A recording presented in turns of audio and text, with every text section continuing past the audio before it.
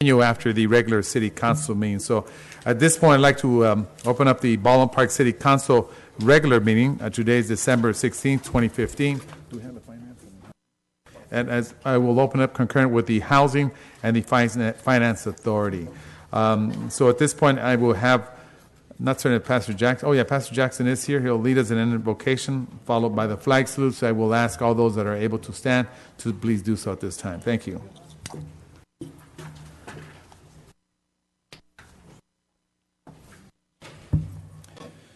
Lord, you said to acknowledge you in all of our ways and you would direct our path. We need your divine direction here in Baldwin Park in the city. So many things that are happening around the world and in the United States. But we're calling up on your power. We're calling up on your divine protection and touching the city, touching our police department, keeping them safe as they're out in the street, protecting and serving our school district, Lord. And even the teachers that are teaching our children, Lord, and guiding them and leading them in the way that they should go, where they can go on into higher education. Forget about the gangs, forget about the drugs that out here. Touch our business, Lord, that even as the economy is going down, Lord, our business here in Baldwin Park can continue to rise, Lord. And so, therefore, we thank you for the city council, Lord, that you would touch the mayor and all of them as they are making decisions for this to be a better place. In the name of the Lord, we pray. Amen. Amen. Thank you. At this point, we'll face the flag. Place your right hand over your heart. Ready, begin. I pledge allegiance to the flag of the United States of America and to the republic for which it stands, one nation, under God, indivisible, with liberty and justice for all. Thank you very much. Want to, at this point, close on behalf of two individuals, the city of Baldwin Park.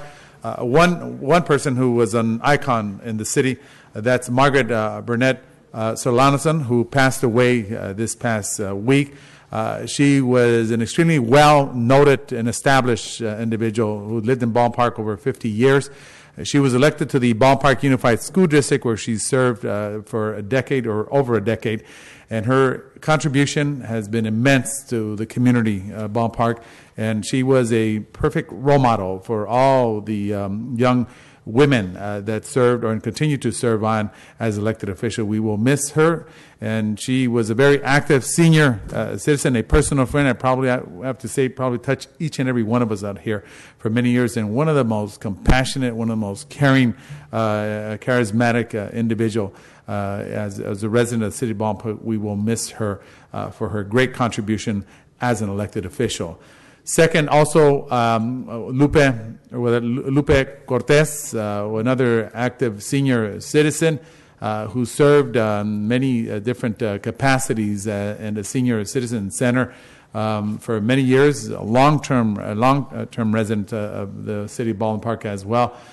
She passed this past week and extremely active, and of course she wasn't at the senior prom this year as she was in the past, but both of these individuals will surely be missed as well because they touched each and every one of us in many aspects. And I know that tomorrow about 1:30 at the the Julie McNeil Senior Center, the family will be hosting a memorial for Lupe Cortez and for Miss Margaret Burnett Solanason. I believe that's on the 28th, or am I off? I'm not so certain, but I know we'll put that together as well. So our condolences. Anyone else wishing to partake? Vice Mayor. Yes. First of all, I'd like to send my condolences to the family of Margaret Burnett. I still refer to her as Margaret Burnett, only because she grew up in my neighborhood and I knew her for 50 plus years. She was a member of the Women's Club with me and, of course, an icon. Here, like Mayor Lozano said, a dear friend and a mentor who guided me along for many, many years, and she will be truly missed, especially right now during the holiday seasons. We would always have lunch together with her daughter. Also, there was another senior, Abel Hernandez, who passed away the same day as Lupe Cortez. He was a longtime resident of Baldwin Park as well as his family. Originally came from Corpus Christi and settled in the Baldwin Park area when they were teenagers.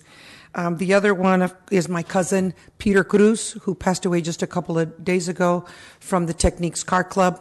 That was so active as far as donating a lot of the toys last night or the bikes last night, as well as a lot of the activities here in Baldwin Park, and he too will be missed. So thank you. Did you say Pete? Yes, Peter Cruz. That's only in his 40s? Or Yes. The young? Really? Yes, he passed away 2 days ago. Oh, wow. Okay, that's a shocker to me. Thank you for sharing that. And I know the family, of course, your relatives for many, many years. One of the nicest individuals you could meet. Wow.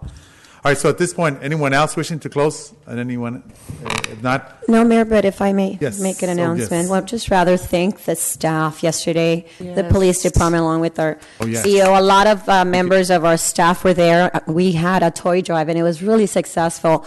I think it was 1,500 children that were lining up for toys, and it was amazing, the people that showed up, the happy faces. So we want to thank the police officers and all our staff, Manny Carrillo and our CEO. Everyone was there to help out, and it was really an incredible moment to see. So thank you very much. Thank you, Mayor. Also, I would also Yes. thank Congresswoman Napolitano, her staff, and of yes. course the Baldwin Park Unified School District for having that happy Christmas boxing at Sierra Vista High School yesterday. It was really, really nice to bring some of the world champs to say hello to the kids and sort of mentor and guide them, especially in these holiday season and in life as a whole. So that was a really, really nice event as well. Thank you. Yeah, I'm glad you mentioned that they gave all kinds of different prizes yesterday, so iPads and everything, and so definitely was something really good for us. Forget, also want to close on behalf of Archie Reyes, a long-term resident of the city of Baldwin Park, who passed away this past week. He succumbed to cancer. So our deepest condolences goes out to his family, who had been in Baldwin Park for many, many years. All right, if seeing no further questions at this point, I will ask Madam City Clerk or City Treasurer, Maria Contreras, for roll call. Thank you. Good evening, everyone. Buenas noches a todos y bienvenidos. Councilmember Monica Garcia. Here. Councilmember Susan Rubio Hernandez. Present. Councilmember Ricardo Pacheco. Here. Mayor Protem Cruz Baca. Here. Mayor Manuel Lozano. Present. Thank you very much. Appreciate that. Maria Contreras, our City Treasurer, and also Alejandra Avila. Thank you very much, both, and Chrissy. Don't want to forget anyone over there. All right, the first one, the presentation that we have is the oath of office for incoming student commissioner, Madeline Martinez, for the Recreation and Community Services Commission. Is she present? Come on up here. She always comes to the meetings. Yes. What high school are you from? Baldwin Park High School. Anyone here from Baldwin Park High School? Yay! All righty. Okay, come on up here. Oh, someone took my... While she's coming up here, I want to say hello to another icon in our city, Mr. Casper. Yes. Mr. Casper, let's give you a round of applause. And Principal Ippolito, of course, is here as well. That's right. Where's Principal Ippolito? Mr. Casper, Oh, there he is. thanks for all those pictures when I run the 5K as well. All righty. Whoa. Oh, yeah. Thank you very much. Who's that? Oh, yeah. That's right. Okay, so at this point... Oh, what, really? That's wrong? Okay, let me correct some. Madeline, right? Madeline's, someone put Martinez on her as Gutierrez is her last name. Okay. All right, so at this I'm going to swear you into office, okay? We'll do it after. All right, so at this point, we'll have you stand right here. I'm going to read this to the end, and then you just say at the end I do, okay? So let me check on my glasses. All right, so raise up your right hand. Okay, I state your name. I, Madeline Gutierrez, Do solemnly swear that I will support and defend the Constitution of the United States, the Constitution of the State of California against all enemies, foreign and domestic, that I will bear true faith and allegiance to the Constitution of the State of California, that I take this obligation freely without any mental reservation or purpose of evasion, and that I will well and faithfully discharge the duties upon which I am about to enter. I do. Congratulations. Thank you. So at this point, let me have her, she's going to be signing. You might have to repeat it. Oh, you know what? We need to, you want her, okay, your last name is written correctly here. Okay. Where's my big pin? Oh, here we go. Okay, here we go. Here we go. And sign at the top. Oh, it's a brand new pin. Got it? Yeah. Okay.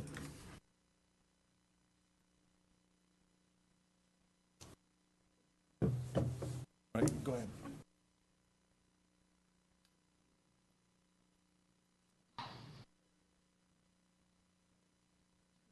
It's way out. I'm going to get a picture with you. Here's. Oh, sure, this for the picture. Let's all get in here. We'll take a picture with you. Come on back here. Come on.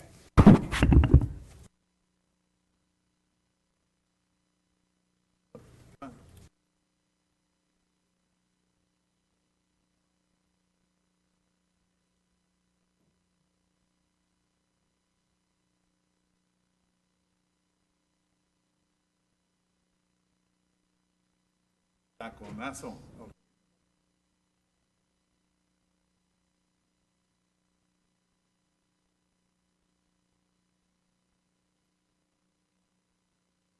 Thank you very much. Congratulations. Thank you. Congratulations. You've been so dedicated already. Yes, that's Okay. Thank you. Okay. All right, the next one that we have is I'm going to skip a little, the presentation of plaque to Ken and Carol Woods in recognition of their 40th plus years in business, Woods and Sons in Baldwin Park. So at this point, coming up here, Mr. Woods, where's the plaque?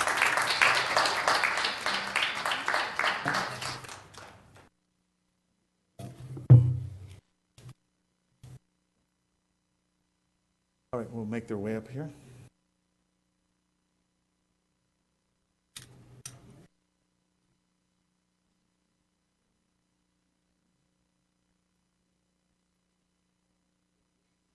Oh, 48 years. Okay, so it's 40 plus. All right. Good job. Hello. Carol? How many years have you been married? Oh, wow. And happy birthday to you, too, Ken. Oh, yeah. Oh, happy birthday. Birthday. Do I look 66? No, you don't, but not a day older, 60. I was going to say the same thing. All right. Ooh, come on up here. Come on up here. We'll get everyone. First of all, I just want to let everyone know, if you don't know the Woods in the city of Baldwin Park, you don't know Baldwin Park. They do a lot of business here, so a lot of you that have the Letterman's jackets, right? And a multitude of things are provided out of their shop that's here in Baldwin Park. So I want to thank them on behalf of the city of Baldwin Park for being so special, and for one, owning the business here for 48 years, and at the same time also living in Baldwin Park, so that says a lot. Now, I just inquired as to how many years have they been married?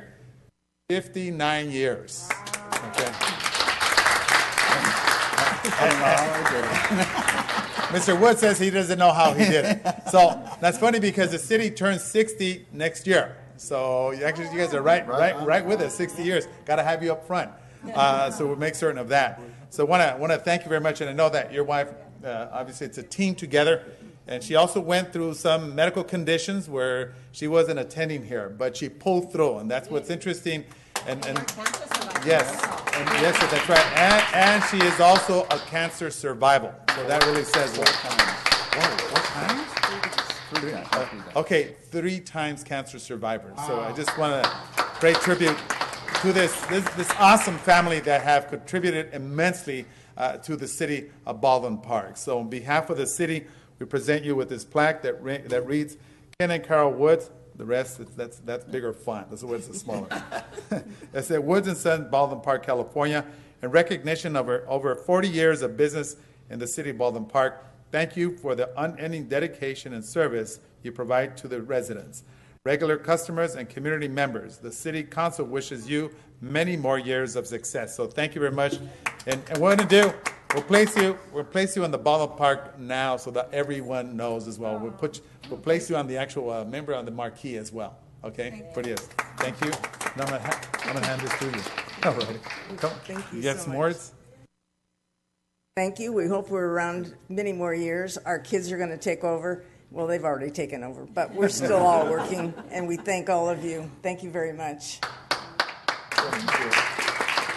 I'd just like to thank the community for supporting our business all these years. They've really helped, and and they still support our business. We still work 6 days a week, and we're there for you.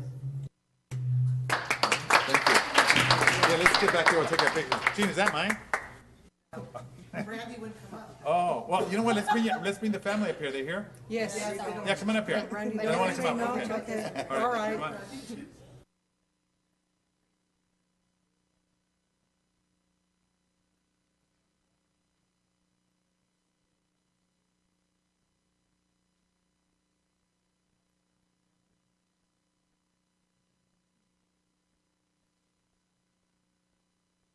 Can you get one by themselves for the now? Yes. You want to do it right here? Or, yeah, right here. I think you should. This is what we could put in the paper.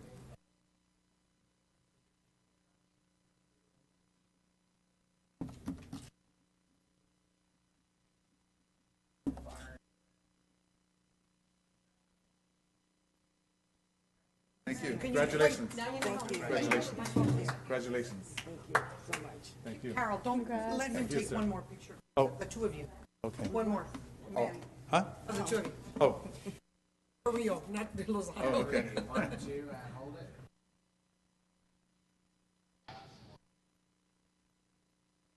Thank you. Thank you very much. Thanks.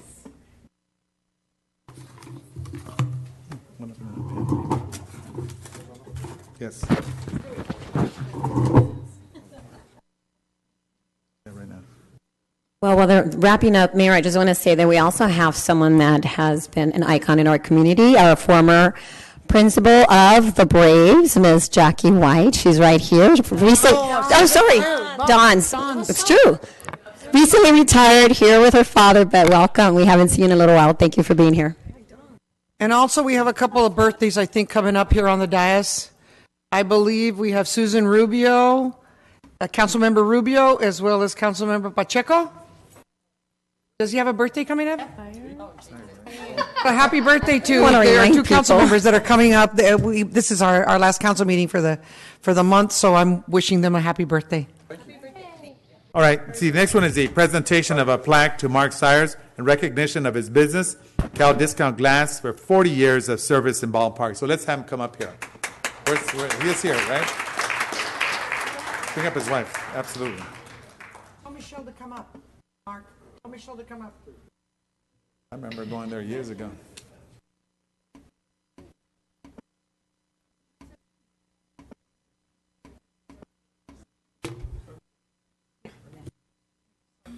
Yeah, have him come up here.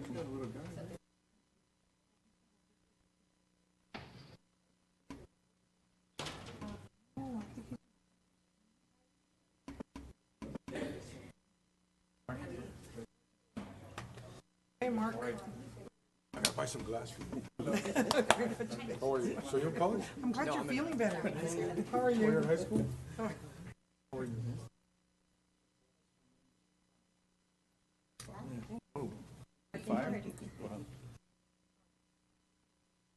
Yeah. Well, first of all, Mark Sires has been in Ballpark for over 40 years? Actually, 36. 36. Hey, that's the They amount. transposed that from the woods. Oh, You got me okay. way beat. All right. Well, it's funny because when we look at 36 years, it might have been around in the late 80s, I accidentally broke my dad's window trying to install this thing overhead and just busted. Went down there to your shop to get a glass. So I want to thank you as well for the many years. 36 years, or 40. So I guess we're going to correct that. So I want to thank you and I'll thank be here you. 4 more, and then it'll work. You're there, absolutely. So I want to thank you and your wife, of course, your son, and he just indicated to us he has 5 kids in total. So My baby. Is the baby of them all. All right. So I want to thank you very much. And this is a business that's well known, and it's been on Main for the longest time, of course. So the plaque that we have here reads, Cal Discount Glass Ballpark, in recognition of over 36 years of business in the city of Baldwin Park. Thank you for the unending dedication and service you provide to the residents, regular customers, and community members. The City Council wishes you many more years of success, and thank you very much for all you've done as well for the community and your great contribution as well to the citizens and our youth. Thank you.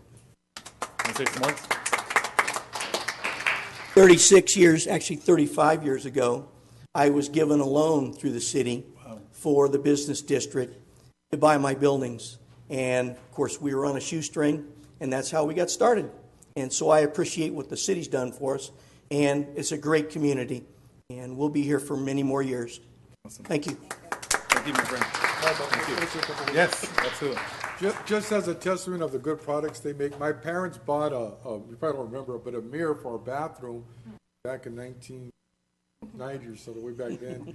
And they put it in, did a really nice job, and it's still standing to this day. Good. It went through 2 earthquakes, so give them a big round of applause. I have customers come in, tall, big old kids, 36, whatever, and they said, I used to come in here when I was a little boy with my grandpa. So it's kind of neat to see that. So thank Awesome. you. Thank you. Congratulations. Thank you. Wait, let's get our picture. Come on, everyone. Oh.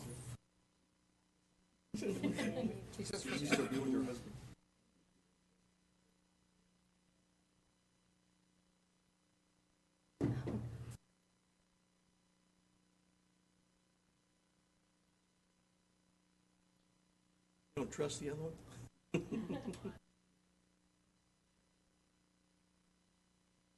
All right, thank Can we you have a very much. picture of just them for the? Thank yeah, you. thank you. Thank you. Oh, yeah, for the, go ahead. Right here. Oh, more? Just go ahead, yes. For the now. All right. For the paper. Get it close, the whole You time. have to be here.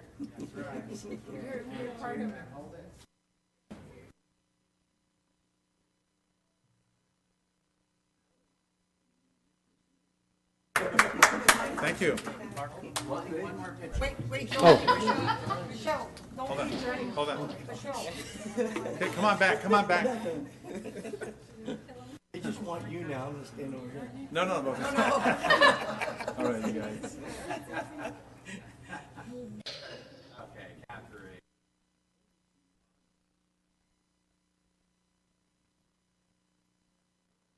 Thank you very much. Thank you.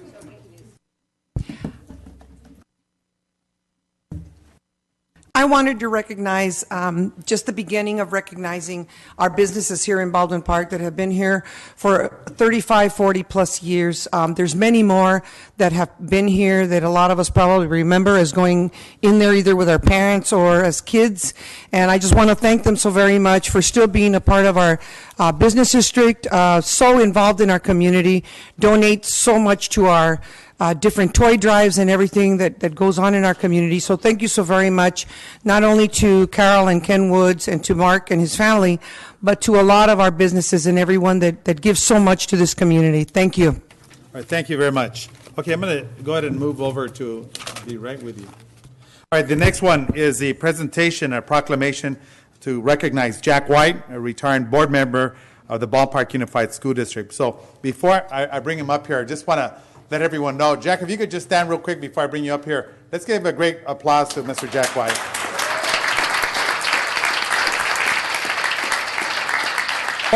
Now, Jack White, just to let everyone know, I mentioned that it was another icon. This gentleman definitely exemplifies an icon in the city of Baldwin Park for many years.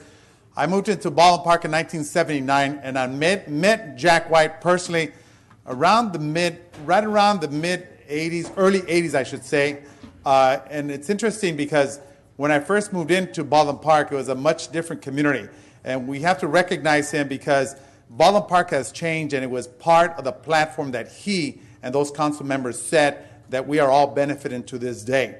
And I admire him for one. He worked with the Los Angeles Police Department for many, many, many years, reached the position of commander. Then after that, went and worked for the district attorney's office under a famous and renowned DA, Ira Reiner. And then from there, went on. And of course, the thing that I admire him the most is that he still remained in the city of Baldwin Park. Even though we had some tough times, he remained here. And that says a lot about this particular person, and served as the mayor of the city of Baldwin Park. Now, in 1978, or prior to that, they voted to elect the mayor of Baldwin Park every 2 years. Council members get every 4 years. He was the first mayor in the history of Baldwin Park to be elected directly by the public. So he's definitely someone special for us in Baldwin Park. And of course, not only being a compassionate individual, but someone who always maintains himself in a very neutral position. He's the person that you want to be able to mediate and bring everyone together. This is what he has always been about, and that's what's been so special. He's been on the Ballpark Unified School District for 22 years, all in total over 36 years involved, and he's the number one and the longest serving politician in the city of Baldwin Park. Public servant, and I'm number 2, as I told him before, as far as the years. Yes, and before I forget, yes, he also served in the armed services. Was that the Marine Corps? Navy, excuse me. All right, Jackie, sorry about that. Okay, okay, airborne. So, want to thank him. Let's give him a great applause. Let's do a standing ovation for him. Come on up, Jack.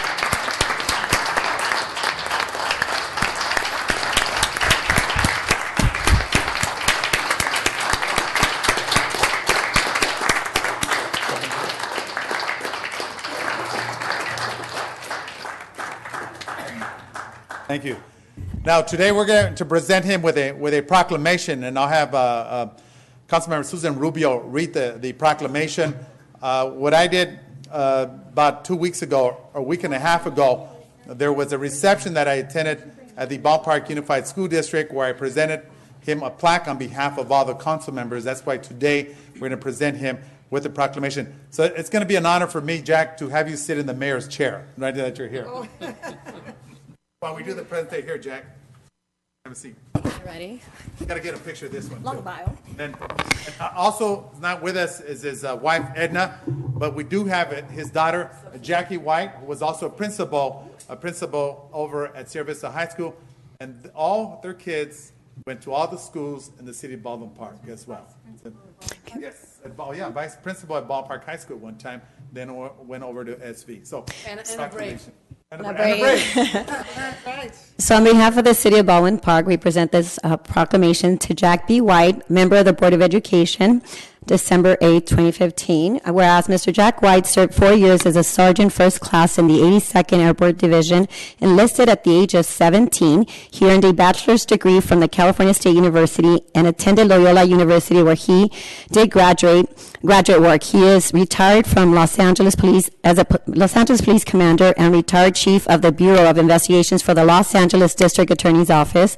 Whereas Mr. Jack White has been a member of the Baldwin Park Unified School District Board of Education for a total of 22 years, from 1970 to 1978, from 2001 to 2015. Whereas Mr. Jack White was a former City of Baldwin Park council member, was also mayor for 10 years. Whereas Mr. Jack White and his wife Edna have been married for 62 years and have been proud residents of the City of Baldwin Park for the last 56 years. All 3 of their children attended Baldwin Park Unified School District schools from kindergarten through 12th grade.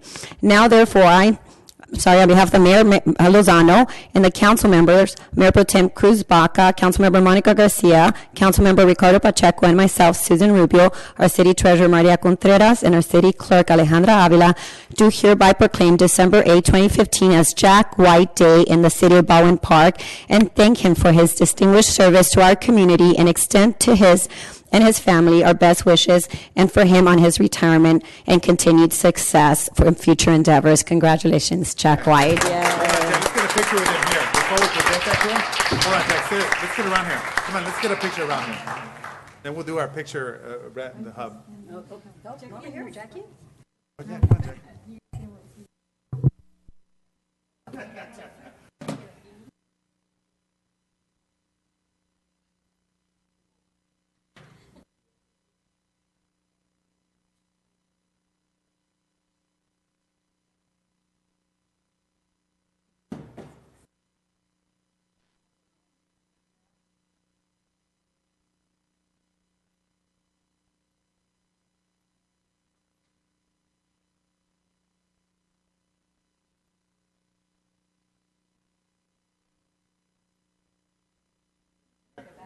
Share some words. Here you go. Been a long time since I've sat in this chair.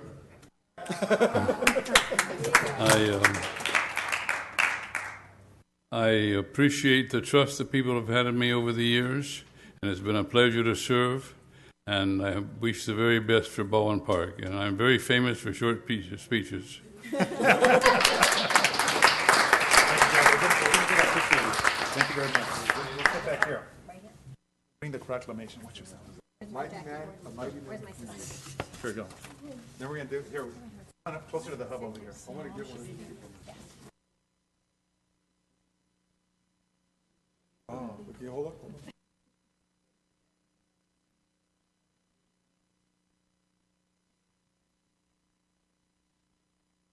Go ahead and do the other one. Yeah.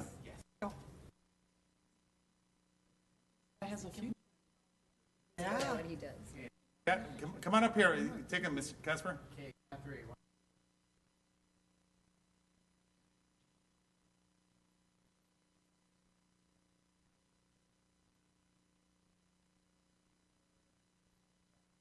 Yes, come on up here. He's going to take it. Yes. Has it long, yeah, he's got the measured lens.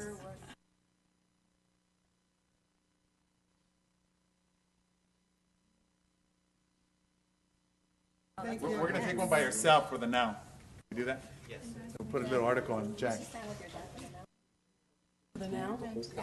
My goodness. I'll just study. I feel pretty famous. We're going to do it.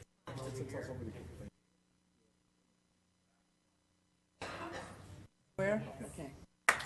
Thank you, Jack. Jackie, thank you very much. Jackie. Just me and the. Oh.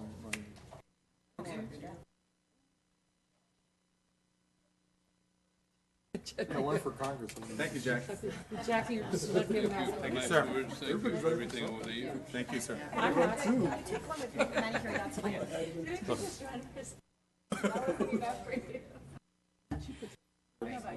You know that, right? All right. Yes.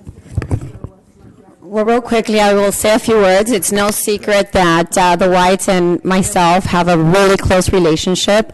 We definitely consider them family. They've been mentors to me for over 15 years now. I met them actually 18 years ago, and they've been really great friends of ours. And I just want to say a lot of people usually see the politicians, but I have to tell you that Mr. Jack White is more than a politician. I've seen the kind work that he's done with charities, and every time there's someone in need, he never hesitates to help. And that's the person I know, not what everyone else sees, a politician. I see a really kind man that always helps any way he possibly can, as well as his wife. So I want to thank him for the 18 years of friendship. Thank you, Jack, for being a mentor. Thank you. At Ballpark High School or at Baldwin Park. Okay. All right. Real quick, before we bring up the track runners, the cross-country runners, I want to say, Mr. Casper, if you could stand up real quick. Let's give him a grand applause. Because he's been our coach. Thank you very much. I want to also recognize you because our city treasurer, Maria Contreras, you were her driver training teacher. Apparently, she's never gotten an actual ticket since then. So that's the good part. Me as well. Good technique. Mr. Casper was my driving instructor no as well. No moving violation. Some parking. You did Some parking. right. Cell phone one the other day, but no moving violations. He was also my driving instructor, but I got like 5 tickets, so I don't know what happened there. I didn't pass his class. Okay. All right. So the next one that we're going to do is certificates of recognition for Olivia Paez from Bishop Amat Memorial High School student in recognition of her successful participation in CIF cross-country finals and state cross-country championships. So is she here? Oh, let's bring her up here, and then after that. So.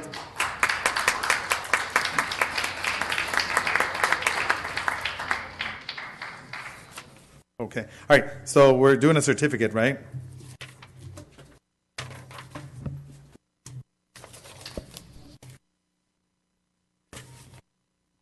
Oh, here we go. All right. So she comes up. I'll read this. It says Olivia Paez, which reads, she has been running since 9 years old. Her first race was in Baldwin Park 5K. You go, girl. When she was 9. She ran with the Roadrunners of Walnut for 5 years. Coached by Danny Castro. I know, he's a good man. Is he still running? Okay, good. Oh, is he? No way. Oh, hey, come on up, Coach. He's a good man. And she has 3 national titles, one 3,000-meter championship, and 2 the 800 relay championship, and also All-American cross country. In 2015, she was league champion, and in 2015, CIF state champion for Bishop Amat varsity team, beat out 1,200 schools.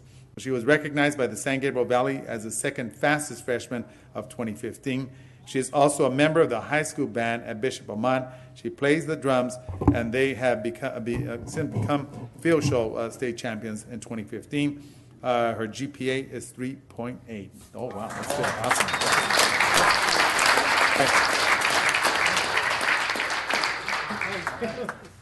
Okay. So the certificate reached Olivia Perez, Bishop Amat School Cross Country Team. The City Council congratulates you for a successful season and commends you for your hard work and devotion to making this program successful. Congratulations on winning the CIF Finals and the State Cross Country Championship.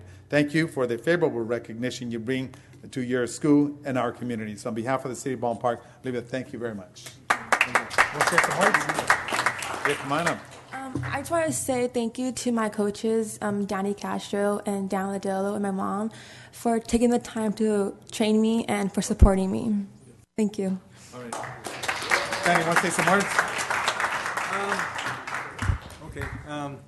I remember when we were running together, right? Yes, that's right. Yeah, and you became a very good runner. Still running. I'm still running. Still running. 40 years, actually, celebrating 40 years this June. I've ran. Is it the 22nd 5K coming up? I ran every one of them with the exception of one because I sprained my foot. I've never won a medallion. My best time's 22, but I'm going to practice with the ballpark team. I'm going to bring you on board, Olivia. So I got to get up there, Coach. There you go. So I just wanted to say good to see you again. Thank you, Danny, as well. On occasions, I used to run into them up at Mount San Antonio College. That's right. Coming in. All right. Thank you very much. All right. So at this point, we're going to get our pictures. Let's get our picture. The champion. That's right. Let's get in here. Yeah, let's bring up the mom, dad. Are they here? Yeah. Okay, the mom. We'll take a picture with. Oh, okay. All right. Yeah. Turn around. We'll get on here first and then.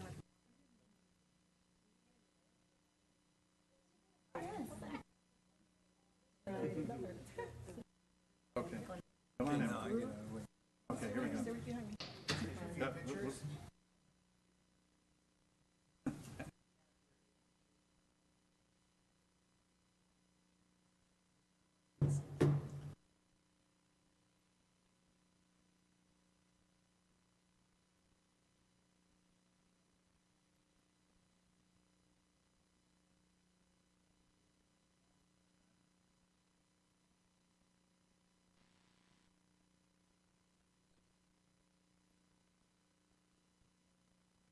All right, thank you. Thank you. Congratulations. Congratulations. All right. Yeah, 5 teams here. All right.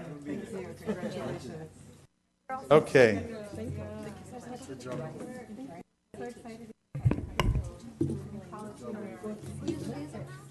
Okay.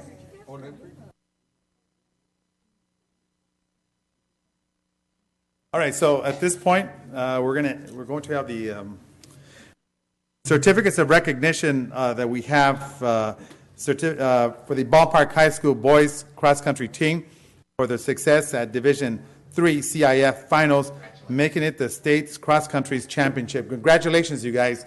Real quick before I bring you up, I know we have access to our billboards, so we're going to place your pictures up on the freeway and digital. So we're going to be able to do it digital this time. So Manny or whoever's in charge of that, let's put those up by tomorrow or the next day so you can show them off to everyone. So I want to thank each and every. We're going to kind of get one of their actual pictures from them on a separate note. But come on up. Let's get everyone up here. Mayor, yes. I just want to say that it's a real congratulations. Yes. This is the first time in the history of Baldwin Park High School awesome. Since 1954 that cross country has actually placed at CIF. Wow. So 1954, you said? That's the last time? Okay, so, this is history, and we're proud of each and every one of you. Right. Okay, where's the coach? You guys gonna run the 5K next year? No, maybe. Man, come on, you guys, why not? Will the coach come up as well? Okay. Okay, so who's gonna run the 5K next year? We'll sponsor you guys, okay. Brandon, are we running 5K next year? Yes. Okay, what's your time, 14? Mine? No, it was... Whoa, that's pretty good. I'm at 22. All right, so this is Baldwin Park High School boys cross country team. This year, the boys cross country team accomplished extraordinary achievements, beginning with the winning their first race of the season at Woodbridge Invitational. After that, they carried on to win league and end the season with a third place finish at the CIF's Southern Sectional Finals and a strong second place finish at the California State Meet. The boys were led by seniors Salvador. Where's Salvador here? All right, thank you very much. Also finished at 6th at the state. And Adolfo Velasquez, was he here? All right, who both put in a strong senior year to cap off their high school cross-country career. Every last one of these gentlemen finished first team all-league. Congratulations to each of them and their coach. Where's the coach? Right here. All right, coach, come on up here. Let's say some words before we get the certificate. So you do a 16 in the 5K? That was a long time ago. I used to be a runner. Okay, all right. I used to be a runner. Okay. I just wanted to thank the city for, for bringing our boys up here and honoring them. They've really put a lot of time. These boys have put a lot of time into effort, into having such a strong season and doing excellent all year. And, we've got 3 seniors up here, Adolfo Velasquez, Jesse Cervantes, and we also have Salvador Capetillo. And the rest of these boys are all coming back next year. Very, very strong team, and we hope to compete to try to win the state meet next year. Awesome. Thanks, Coach. Okay, we're going to get Mr. Ippolito. Want to come up, say some words? Come on, let's get the principal up here. Very popular principal, by the way, definitely. Is that Jean back there? All right. Let's see him. Thank you. Well, Mayor, all I can say is that we are very proud of our students at Baldwin Park High School. We're proud of all of our students at both high schools, but I have a little bit of a bias. I'm very proud of our boys. Second in the state for 3rd division. That's incredible. If you think about how many high schools are in California, this team is second in California. That's amazing. So I want everyone to understand what these students go through. Not only do they go to school all day, but their coaches have them out there on the field. They're out there running, and then they got to go home and they got to do their homework because they got to keep up their grades to stay on the team. This is not just the talent that we have here in our students, but the coaches that are there guiding them and their energy. We have to give them a bit of applause also. They're incredible. And finally, Mayor, thank you for your support. We feel supported by our city. Thank you very much. It's an incredible thing when your city and your school district work together. Some amazing things happen. And here's our future right here, ladies and gentlemen. We got a bright future in front of us. Okay. So real quick, so at this point, Adolfo, you want to talk about? Come on, you want to say something about the team? Yeah, come on. What are your running shoes? Do you use Asics? That's my favorite. No, I use Hoka's. Yeah, they're really huge. Yeah, it's been like a great season for us. It's the first time we made it to the state meet and passed our prelims division. So it was a great season overall. We put in the miles, the summer training. So, starting the season, we just had one goal, and our goal was just to make it to the state meet because we had such a really talented team out there. And we ended the state meet second place at one point, but hopefully next year, we could get redemption and just place on the podium again and hopefully get first place again. Not first place again, get first place. Yeah. Okay, who am I bringing up next? Okay, Salvador, come up here. Both of you are seniors. You're graduating, right? Or you? Yeah. Okay. I don't know what to say. Well, no. Talk to us about the running. I mean, What advice would you give someone trying to start out to run?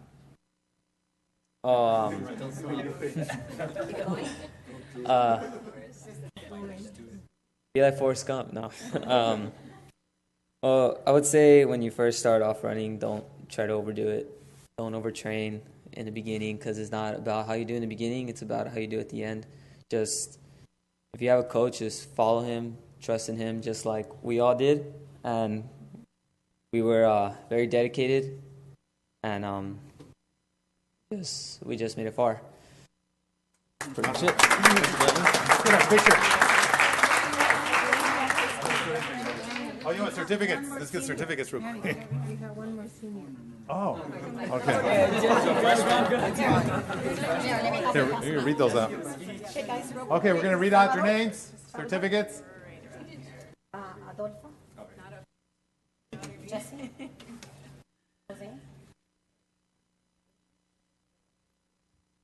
Edgar. How many are they total? Jose's not here. Total, like the whole entire team. 30. Like 20, 30. Everyone has it. They all have it. Everybody has it. Hold on. Here we go. I'll be blocked in. Like sardines.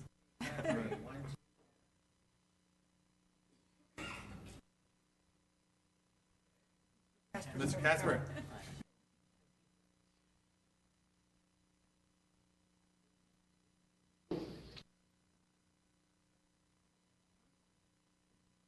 Hold on, you guys.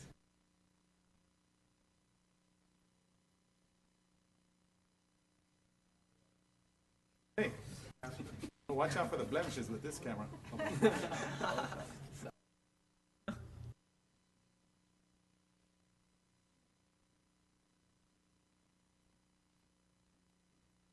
Ready? Got it? Okay. Yeah, thank you.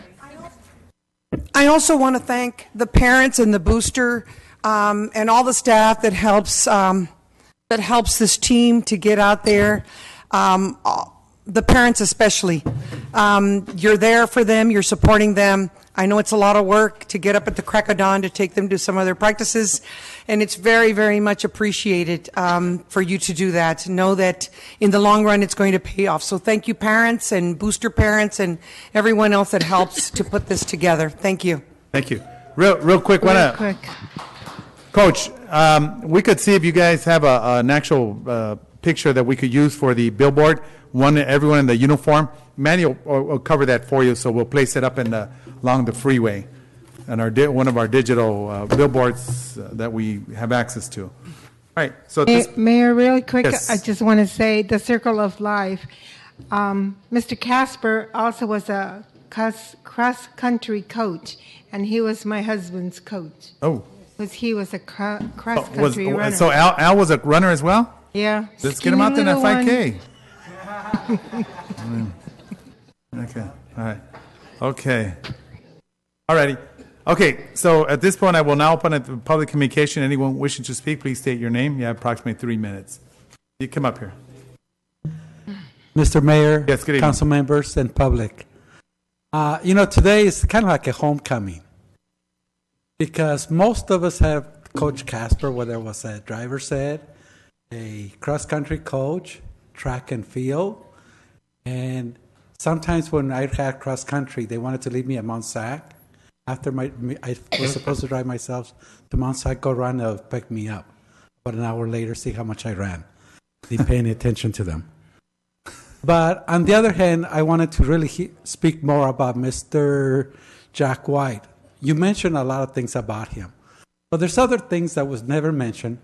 Growing up, I known Mr. Jack White for about 40 years, and he's known my family. Jackie and my sister graduated together from Baldwin Park High School. But I thought he was a person that you can respect in the community, along with Mr. Clint Nixon and Mr. Romney. And their spouses. They know Baldwin Park. Mm-hmm. Each of those three families have been in the community for over 50 years, probably over 60 years. And one of the nicest things that I thought is like on Mr. White. I thought he's a cool guy. No one ever mentioned he drove his Harley Davidson. He loved his bike till he got hurt. The family made him sell it. Another thing we didn't mention, he's also a pilot. That's right. He had his own plane till, again, the family said it's about time. But again, I respected those three families and will continue to respect them. They were my mentors for 20, 30 years when I chose, or they chose me to take some of their positions in an elected position, and I thank him very much. Thank you. Thank you very much. Appreciate that. Thank you, Al. All right. Anyone else wishing to speak? Yes. Thank you. Good evening. Good evening, Mayor Lozano and Cruz Baca and council members. My name is Marbelli Akins, and I am the community liaison for Sierra Vista Junior. Okay. I'm going to go ahead and read off my letter here. Sure. I am speaking on behalf of our students, teachers, family, staff, and residents of Baldwin Park. On Tuesday, December 8th, 2015, we held our school site council meeting. One of the topics that our parents brought up was the crosswalk for pedestrians, which was just put up in place on Francisquito. The crosswalk is near our high school, Sierra Vista, and the Child Development Facility. It is used by many of our students and many of the local residents of Baldwin Park. One of our parents noticed an incident that occurred in the beginning of November.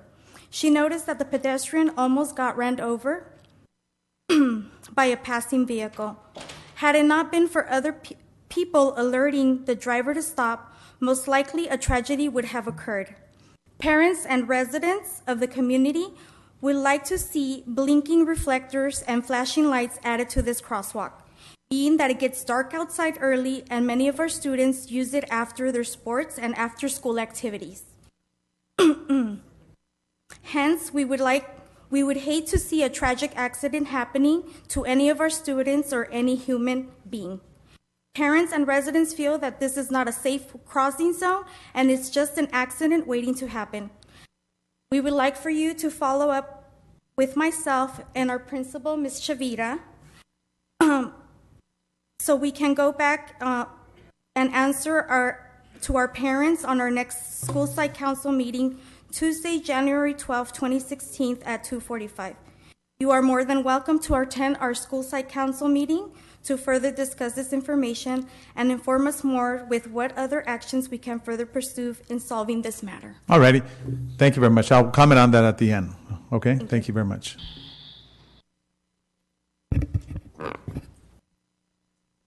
Good evening. My name is Jerry Foley, and I have been a resident of Baldwin Park for the past 33 years and a property owner at Cambridge West Condominiums located at 14801 Pacific Avenue for 33 years. I have been on the board of directors for the past 18 years and have been directed to attend a council meeting to obtain information as to what is going to be built on the empty lot next to our complex. We know the property is zoned as residential and have heard rumors low-income apartments are to be built on the vacant lot.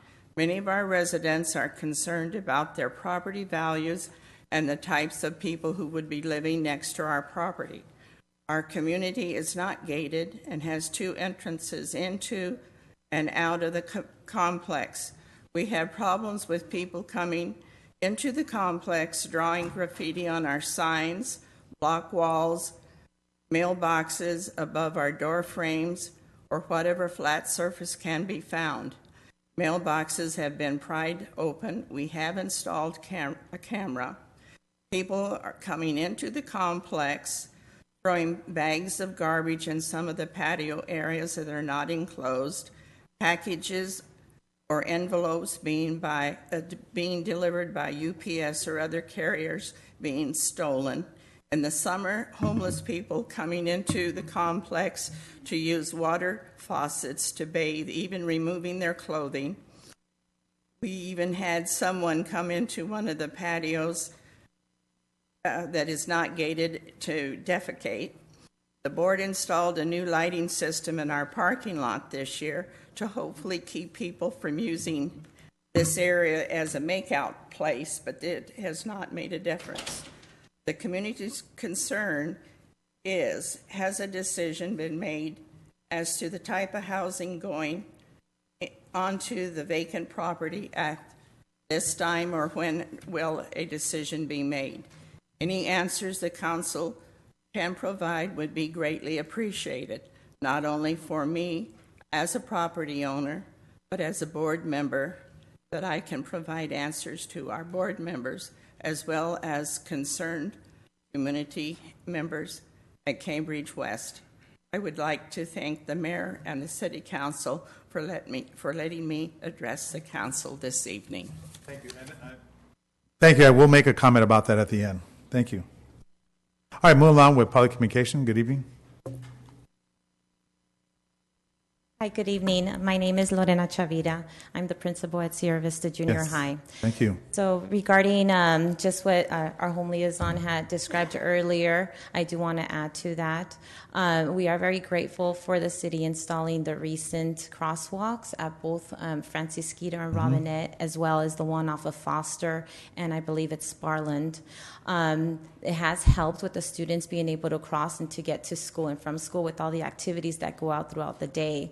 Not just getting to school and from school, but also the activities after school. It's a very active school, both high school and the junior high school.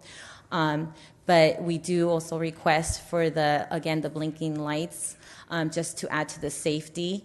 On the Francisquito side, it is 4 lanes of traffic, and it gets very congested, especially in the evening. And just like how Ms. Akins had explained earlier, that there is a lot of traffic. Over on the Foster side, there is a lot of activities in the field, such as football and baseball in the evenings, and it is just a residential street, so it does get congested with parking, and sometimes students aren't seen behind the cars when they're crossing. So by having the reflectors, I believe it would do a big difference in helping as far as that. So anything that you can do, or you can help us out on how we can resolve it if that is not something that is doable. But we would appreciate, especially being the principal of the junior high, it is helpful for me, and I always want the safety and the best for our students and for our community.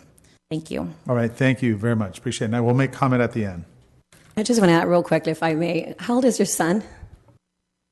David, yeah. David's 13. 14 years ago when I started my teaching career, she was pregnant from her son, and she left. And in my first classroom, I took over her teaching position, right? Because your son, wow, it's a small world. Thank you. Awesome. Hi, my name is Jennifer Cortez. I am president of the Sierra Vista Junior High, and the reason I came here today to talk about the crosswalk in the Francisquito Street. In our last school site council meeting, a parent mentioned that she eyewitnessed a boy almost getting run over by a car. If the others didn't warn the car, a tragic would have happened. Also, a student called Marisol, being a user, says it's very difficult to get to the other side. She also says that she expects the cars to go slower when they see her to cross the street, but she noticed that instead they go faster, making the ability to cross harder. I feel this is because the crosswalk is not very visible. We should fix this problem quick. We can fix it by having lighted crosswalks and signs to warn it's there. The faster this is done, the less possibilities we will get of getting a major accident. Thank you for your time. Thank you very much. Appreciate that. Okay, moving along.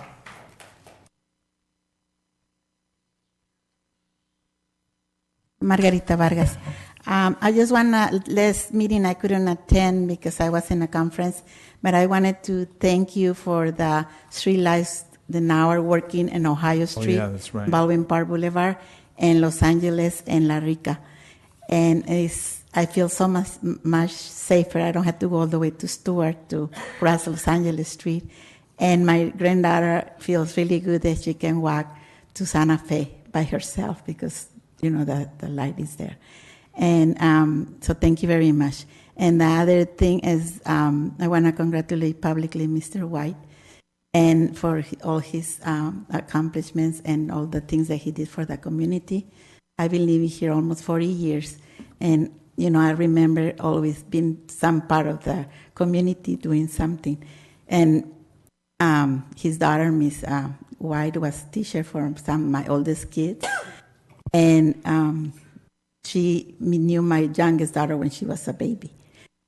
And now I with his wife, Edna, and the Women's Club, and working together. And so I'm really proud to know them, and I have a lot of respect for that family. Thank you. Thank you very much. All right, moving along with public communication.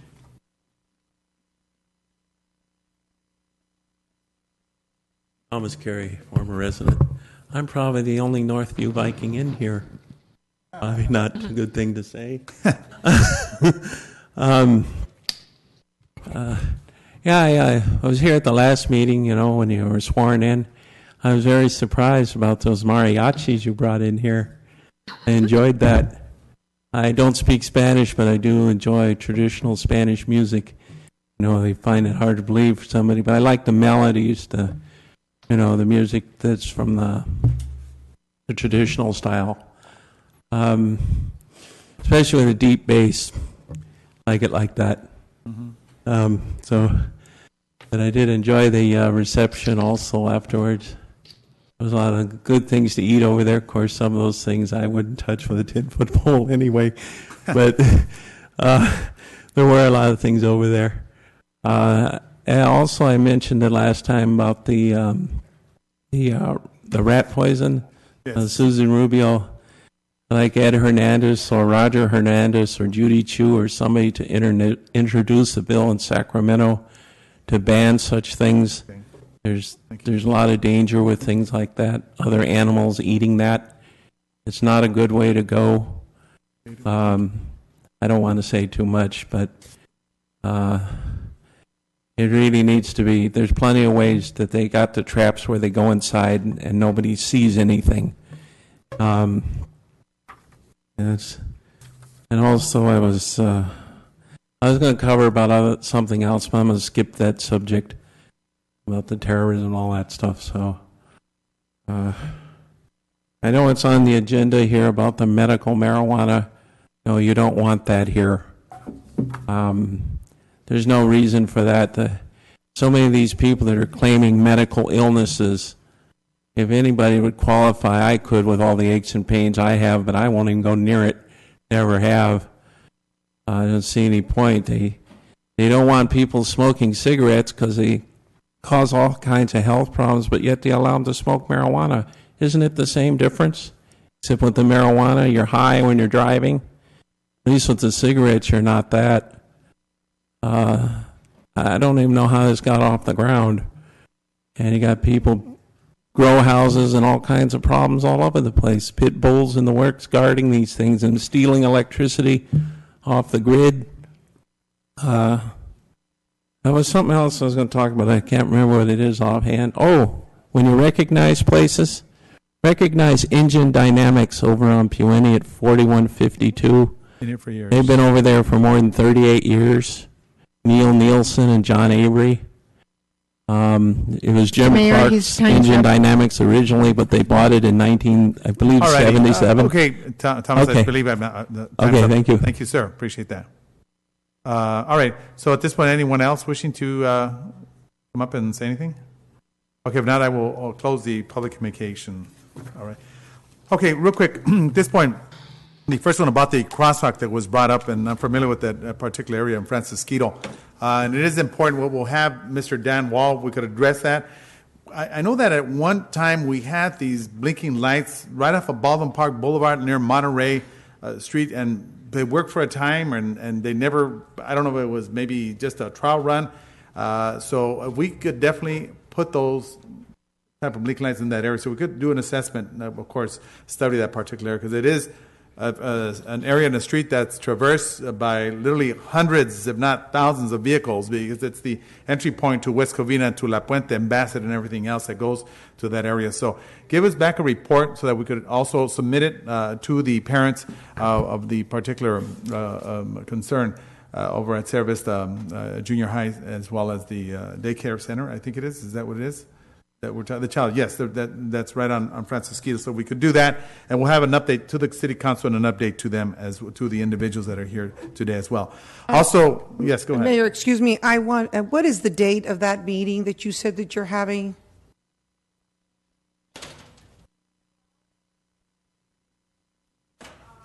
$2:45. Okay, thank you. All right, thank you very much for that. All right, so we'll do that, and then we'll have an update there at that specific time as well.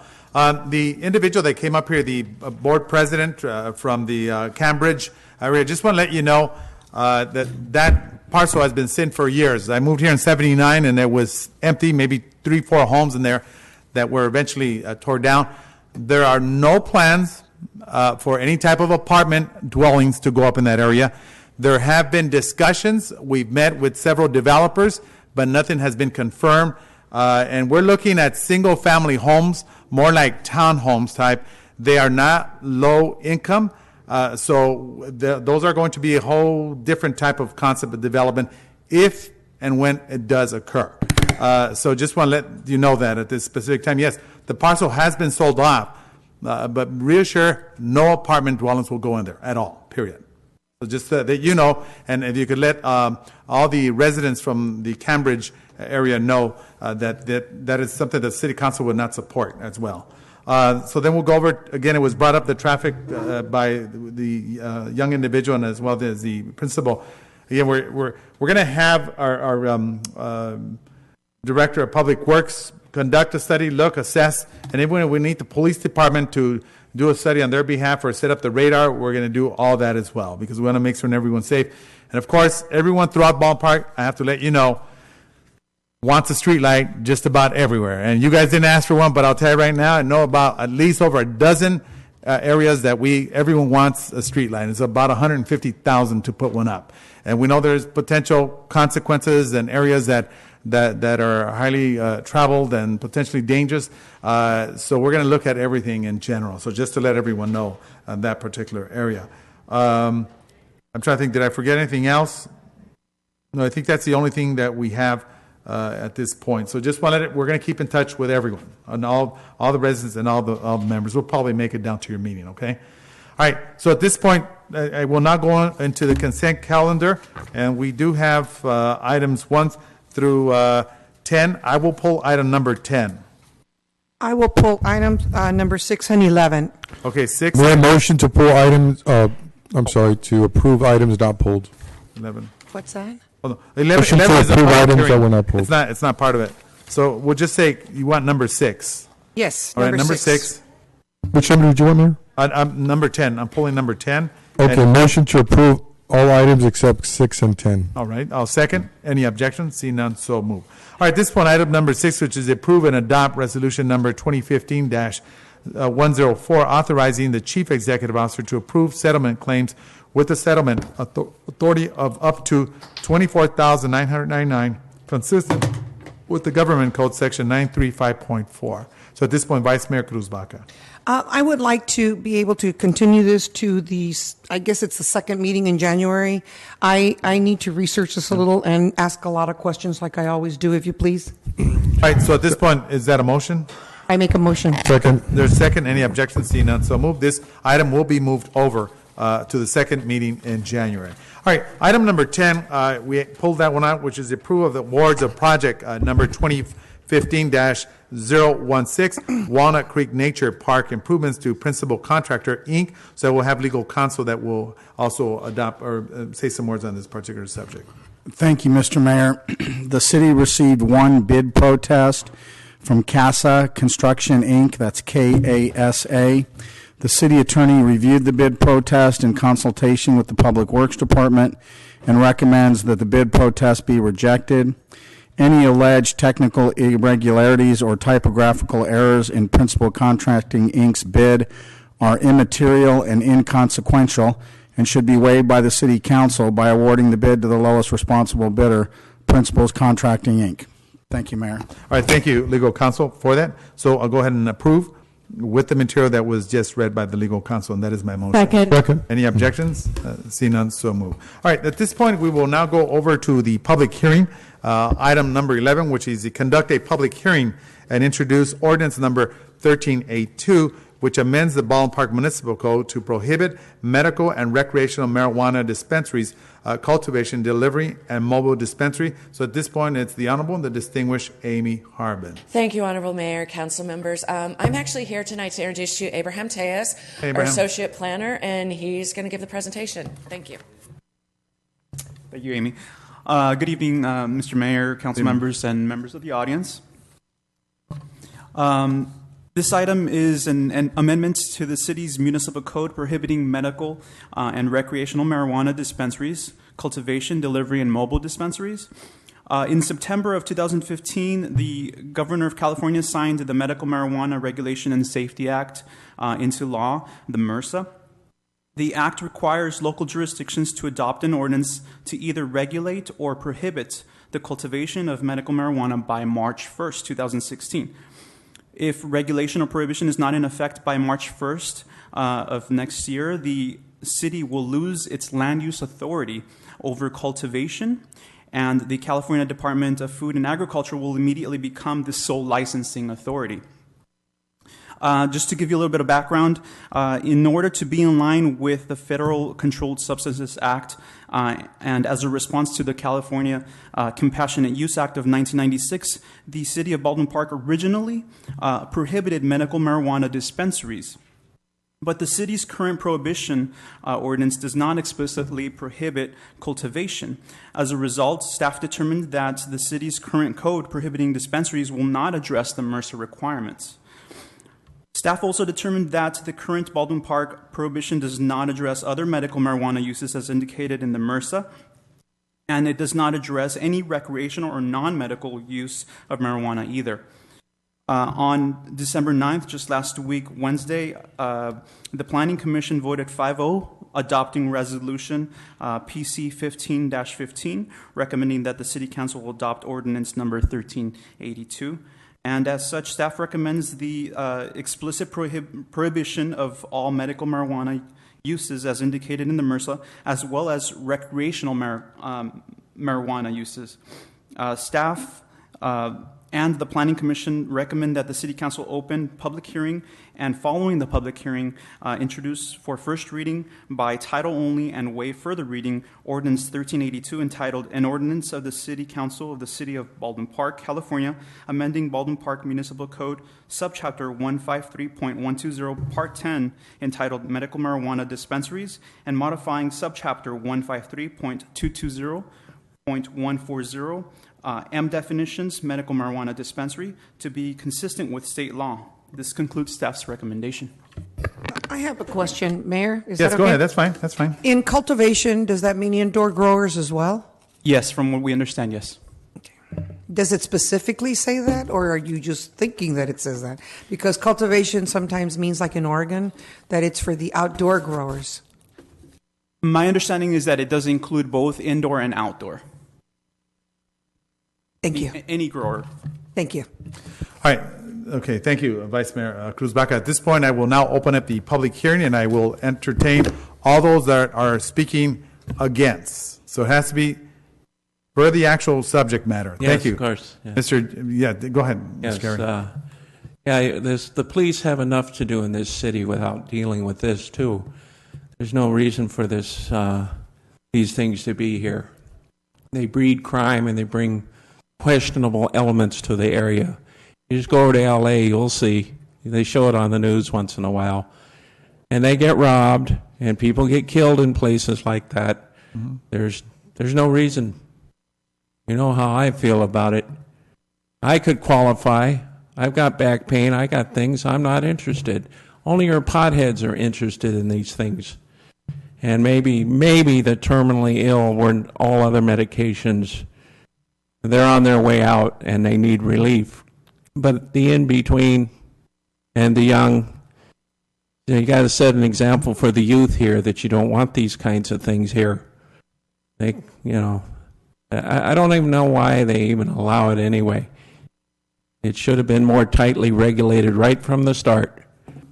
To limit who can give the prescriptions for it, instead of it being a damn free-for-all where you go to these doctors and any ailment you claim to have, you can go down there and get this stuff. So the answer is no. It is unnecessary. There's plenty of places they want that. They can go over to LA and get it over there. But they don't need to get it here. Since I was against the massage parlors too, and you know why about that. So same thing here. The police have plenty to do. Chief Taylor knows. I'm sure he's talked to the chief over in LA and places that these things are, as well as other cities. A little easier to talk the second time than it was that first time. I'm not quite as nervous now. Okay. All right, thank you. Okay. I thank you very much. So never seems to get easier. I'm always nervous that first time out, except for the last time when the room was full. You thought I'd have been nervous then. All right. Okay. All right. Thank you, Thomas. Thank you, Thomas. All right. So at this point, I will entertain all those that are opposed. This is for individuals wishing to speak on the subject matter opposing the actual, for becoming an actual ordinance. So you oppose?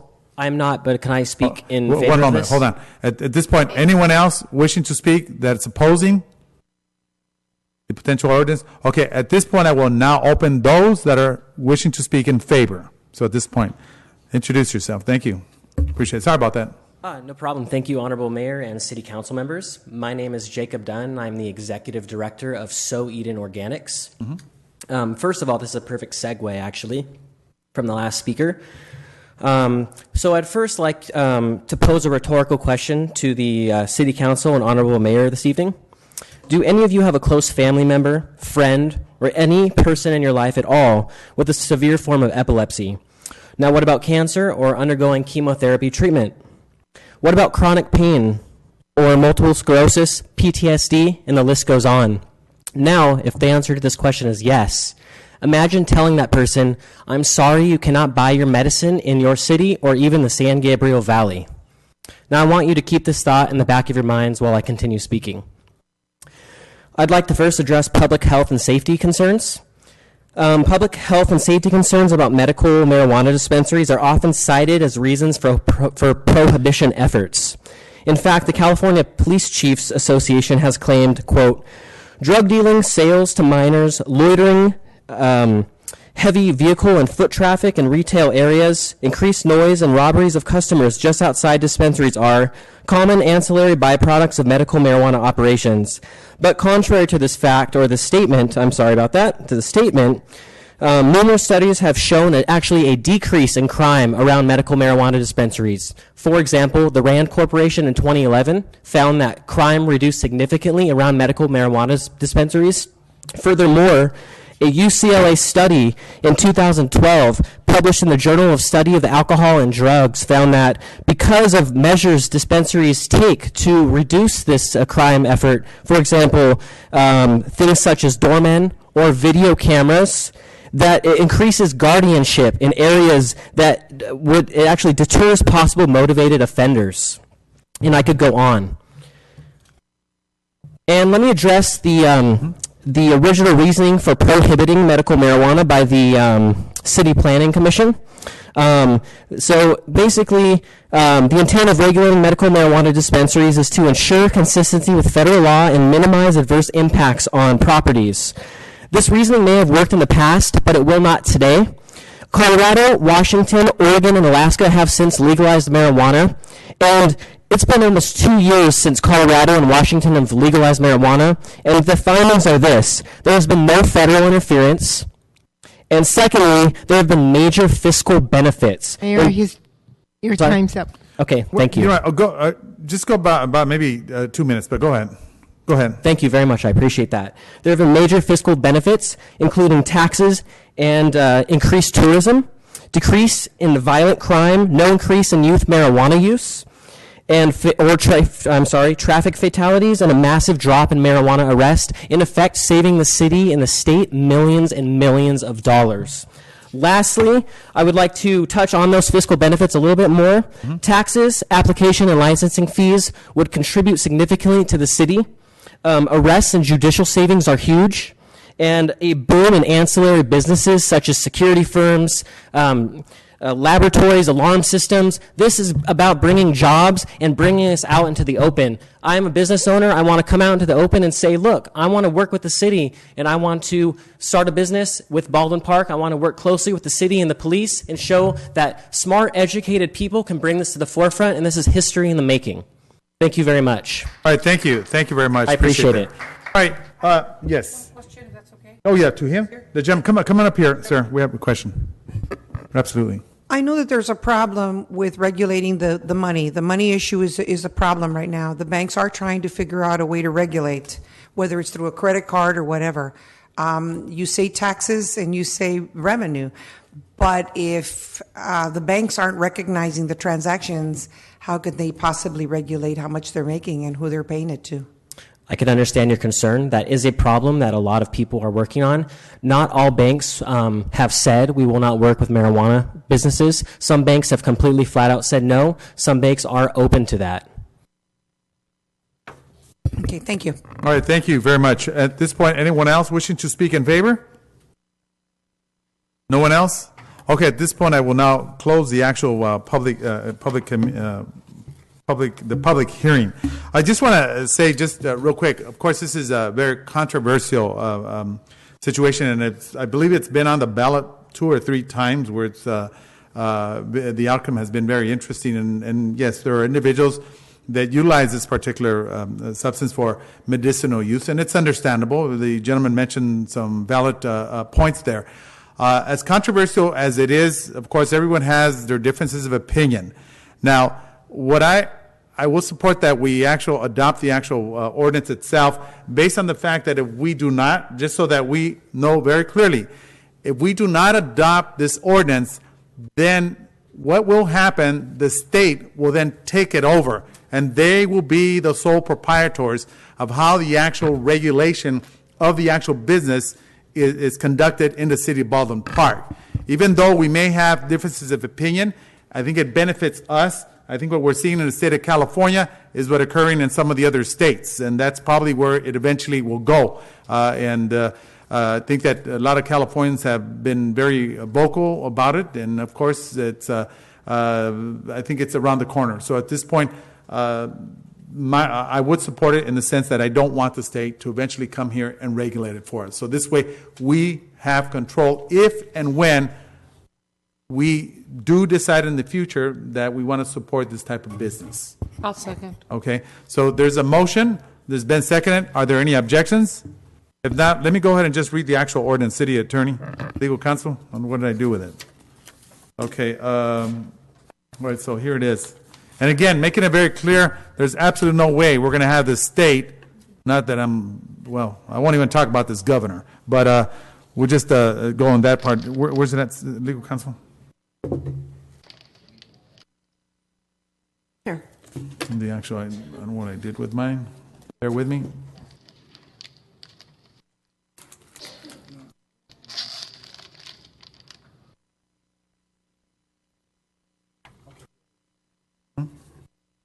Okay, here we go. All right, so an ordinance, okay, so at this point my motion will be, and it was seconded by the Vice Mayor Cruz Baca, the ordinance 1382 entitled, An Ordinance of the City Council of the City of Baldwin Park, California, amending Baldwin Park's Municipal Code, Subchapter 153.120, Part 10, entitled Medicinal Marijuana Dispensary, and modifying Subchapter 153.220.140, M, definition, medical marijuana dispensary to be consistent with state law. So that, in effect itself, will allow the city of Baldwin Park to be the sole controllers over this, as opposed the ordinance itself, as opposed to the state of California. And it's been seconded by Vice Mayor Cruz Baca. Are there any objections? Okay, see no further objection. This moves further. All righty. At this point, we're going to go over to the,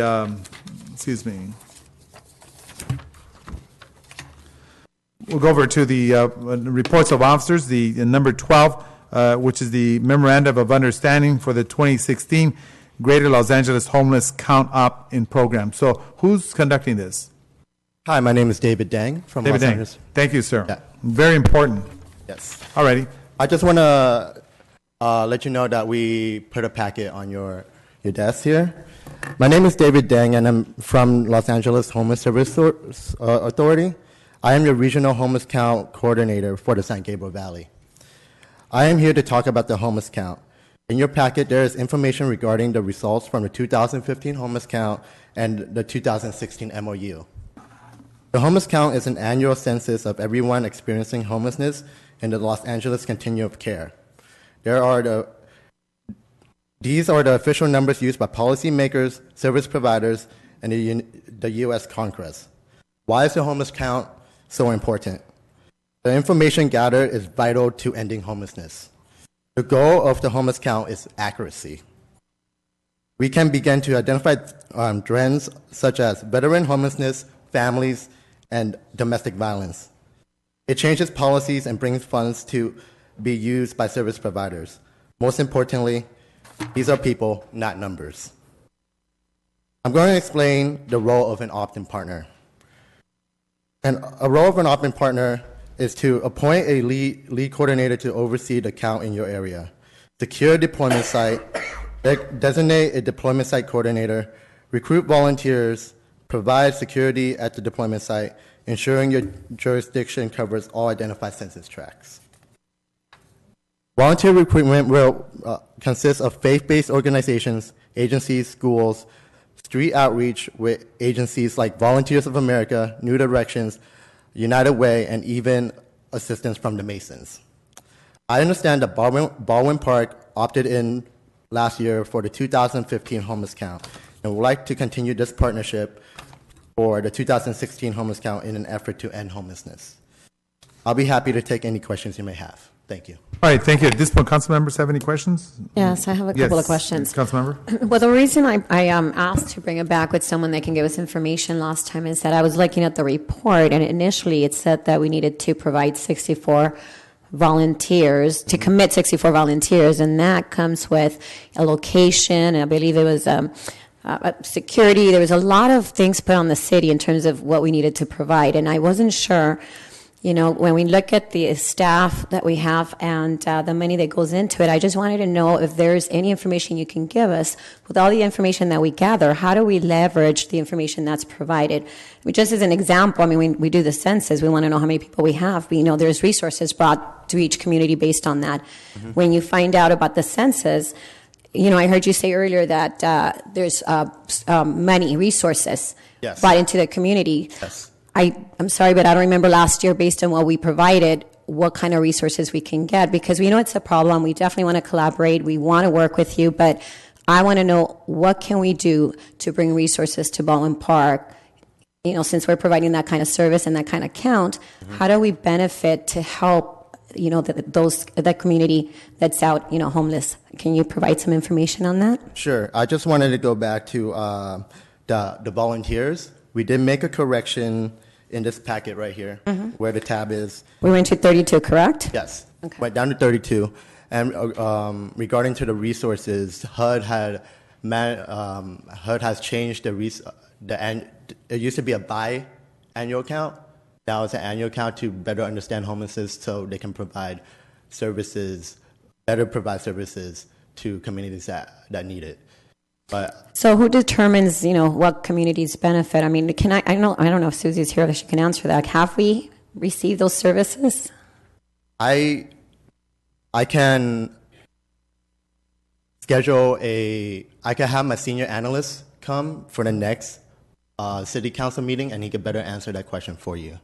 I would like that. It's just that when I saw 64, you know, bodies that we needed to commit to. You know, I'm thinking in terms of staff, time, money, security, location, and it was like a whole, you know, a couple of days. There's a lot that goes into this, so I wanted to just make sure we're just not putting out resources and overwhelming our staff if we don't have any information back in terms of, you know, the leverage we can use in terms of getting resources and how do we help the homeless, because we can count them all we want, but at the end of the day, we want to be able to help them. So if you can provide that kind of information, where do we go for resources, and who can we talk to in terms of the resources being brought to Baldwin Park? As part of the demographic survey, which is part of the homeless count, I am part of the Veteran Task Force, the co-chair of it.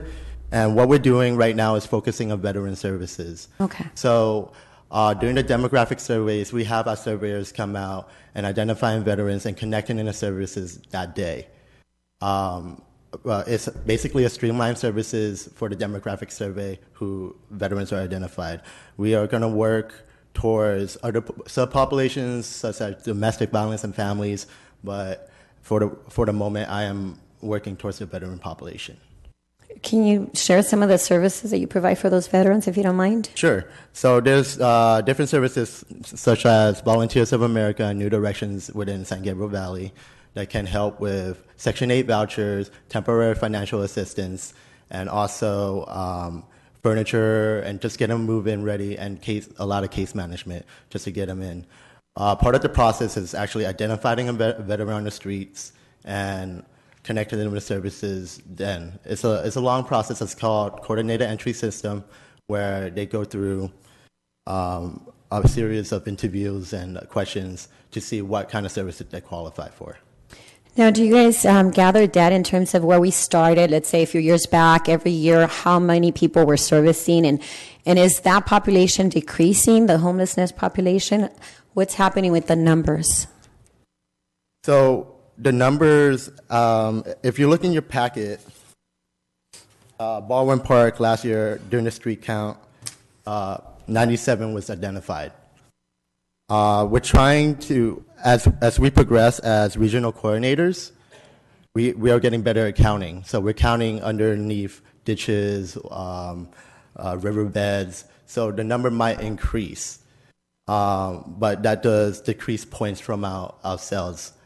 So from that data, LASA would determine what kind of funding and what kind of subpopulation will and services will receive that funding.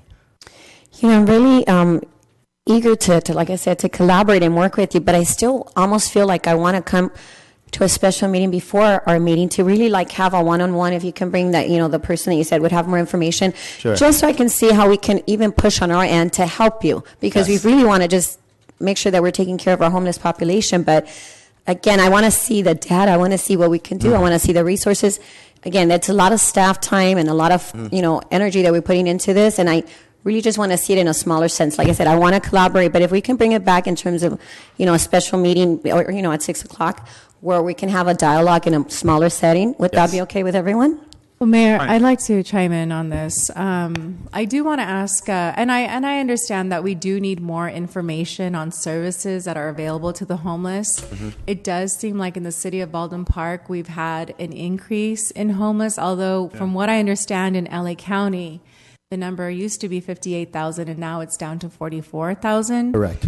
And so, you know, I understand the frustration of, well, you know, what are the services and how do we access them? So I would really like to have that conversation as well. But I do see the importance of us participating in this count. And unless we can really quantify that population, we're not going to know how to serve them. And so this is where it begins. Yes. And so I absolutely want to see our city participate. And in fact, I want to volunteer for this. Great. So please sign me up. You have my information. Put me down on a list. And when are we actually doing the count? So the count will be conducted on Tuesday, January 26, 2016 at 8 p.m. to 11 p.m. Okay. So I just think that, you know, I mean, again, if you don't know what the problem looks like, if you don't know if you can't quantify it, then how do we even know what services to even start looking at? So I would absolutely want to see the city participate in this. Also, if the city does not decide to opt into this program, what we can do is maybe if the city could supply a deployment site for us, and we can handle the volunteers and the site coordinators and actually run a count within the city of Baldwin Park.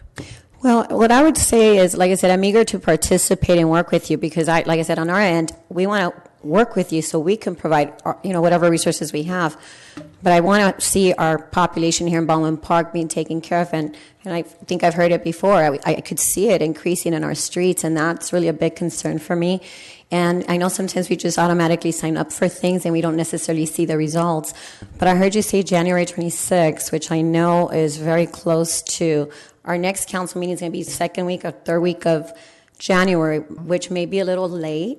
So I don't mind, let's say, you know, collaborating with you, but bringing back that information separately and having that one-on-one dialogue so we can work in a smaller setting where we can really tackle the issues that we have in this community. So I don't mind, like I said, participating, and we can have that small meeting later where we can work on the smaller issues and making sure that gets taken care of. I can also bring out data analysts and senior policies members to our meeting so you can get that data. I have. Go ahead. I'm sorry. No, go ahead. Also, in order to bring it to your attention, because I hear from a lot of the faith-based organizations, the homelessness, I know throughout, in going to many meetings with Union Station and a lot of the different faith-based organizations, it's growing everywhere, from Claremont to, of course, Los Angeles, which is such a large city. However, the mental problem issue is huge out there with a lot of the homeless. There's an encampment not far from where I live, and I see that growing all the time, from just 4 or 5 people to probably 20 some now.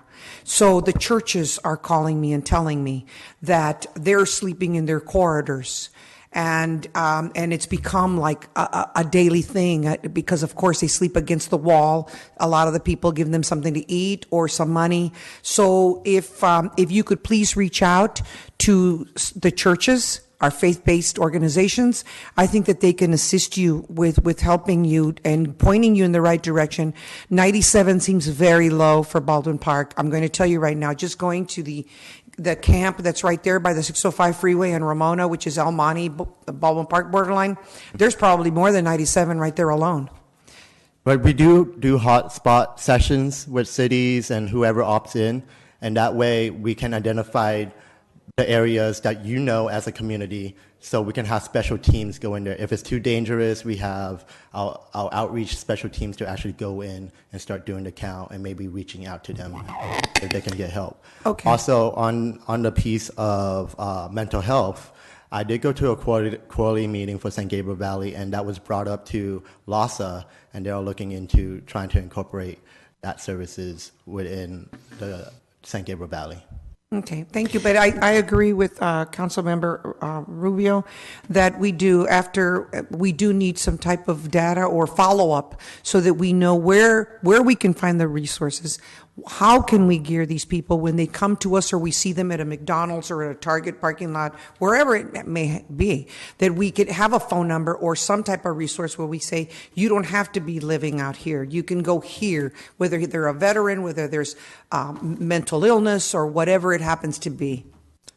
Yes. Okay. Thank you. So, Mayor, with Yes, that, I would make a motion to go ahead and opt in, with that understanding that we're going to get together and really fine tune some of the details and making sure that we really work on tackling the problem here in Baldwin Park.